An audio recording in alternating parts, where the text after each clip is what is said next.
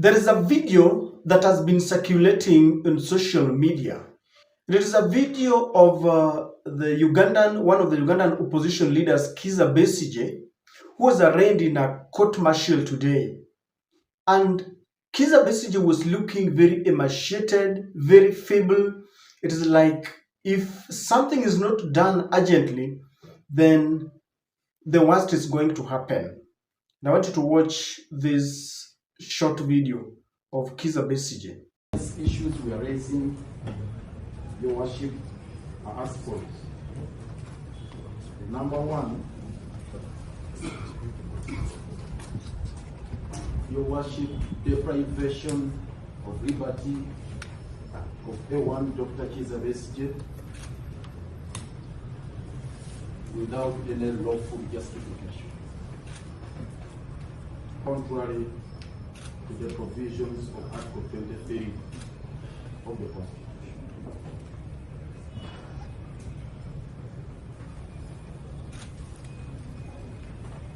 Article 23, Sub-Article 1 provides that no person shall be deprived of personal liberty except in any of the following cases. Okay, in execution of a sentence or order of court, and so on and so forth. So in this particular case, Your Worship, facts speak for themselves that Dr. Besigye is in the custody of the prisons authorities who are guarding him. Yet this honorable court granted him bail. It's on record. Court granted him bail.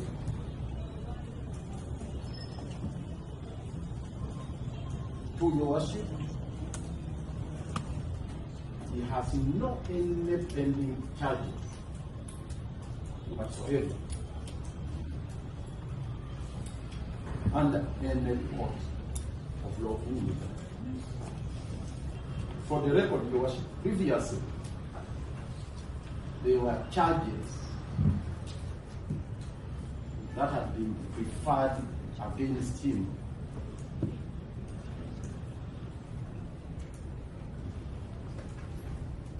before the Now that looked very pathetic, and it has caught our attention, especially in Kenya, because Kizza Besigye came for a book launching event of Martha Karua. It is Martha Karua who, I think, had invited him.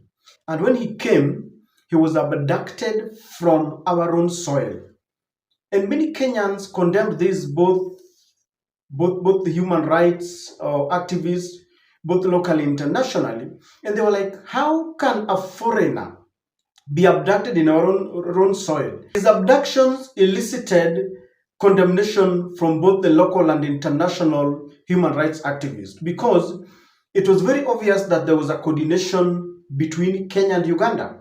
It didn't take long, and then there was another opposition leader, calm activist, a critic of Tanzania's Samia Suluhu, who was also abducted in the country, and there was a lot of noise about the same.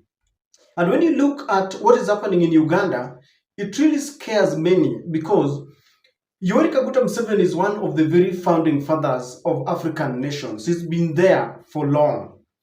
And we expected that he's the one who would lead by trying to champion for human rights, for other presidents to respect human rights and stop human rights violation. Because I'm looking at Kizza Besigye, it looks like ever since he was abducted in the country from our soil, it seems he's been denied maybe right to medication.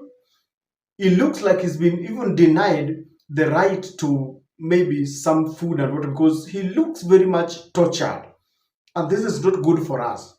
Just the other day, William Ruto sent a delegation of the UDA members led by the UDA Secretary General. They went there to benchmark, looking at how Museveni does his things. Basically speaking, they want to emulate what Museveni is doing in Uganda.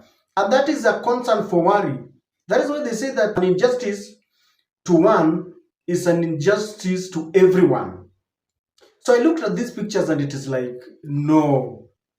In this era and age, we cannot entertain such.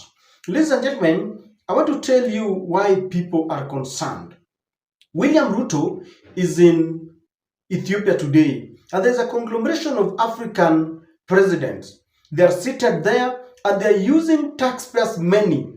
William Ruto is using Kenyan taxpayers' money. If it is Yoweri Kaguta Museveni using Uganda's taxpayers' money, each and every president there is using taxpayers' money from the very, very people of that country. And as they sit there, they will pretend that they're talking about matters that bedevil Africa. Yet one of them is how presidents uphold democracy, how they deal with their opponents, how they deal with critics. And you will never hear them talking about this. In Kenya, for example, we are still grappling with problems of abductions. Locals are being abducted, foreigners are being abducted against the chagrin of many people, against the chagrin of many human rights activists. The Law Society of Kenya is always in and out of courts trying to fight for the rights of those who have been abducted. People criticize William Ruto, and he does not want that. Just the other day, Murkomen warned that he will not allow such criticism. And it really worries people. And when you come to think of it, that William Ruto is trying to broker peace in the neighboring countries. He's in Ethiopia today, and he was chairing some meeting about the conflict in both, is it South Sudan or North Sudan? And as he presents himself as a president who wants to broker peace, there is a problem. And Kenyans really feel bad that we allowed Kizza Besigye to be abducted from our own soil. So he's been a victim of harsh treatment, and Kenyans have always been condemning, lakini kwa umbali kidogo. This time around, it hurts us that maybe if we hadn't, handed him over to the Ugandan counterpart, maybe things wouldn't have been this way. But when you look at Kizza Besigye, I mean, he should be released on bond. There is that right. He will never escape. I've seen many times he's been placed even on under house arrest. They should even do that and allow Kizza Besigye to be in hospital to get some medication, because that is not very correct. So we pretend as African Union that we want to look at problems that are bedeviling the continent. Yes, we are our own enemies. And this is the biggest challenge to the next incoming AUC chairman, that they need to confront this. We must clean our house. I've seen Africa saying that we need to be independent. We need to stop depending on the Western, countries. We need to stop depending upon the Western countries. Like, as we speak today, I understood that there's a shortage of certain medicines in the country because Donald Trump stopped giving aids.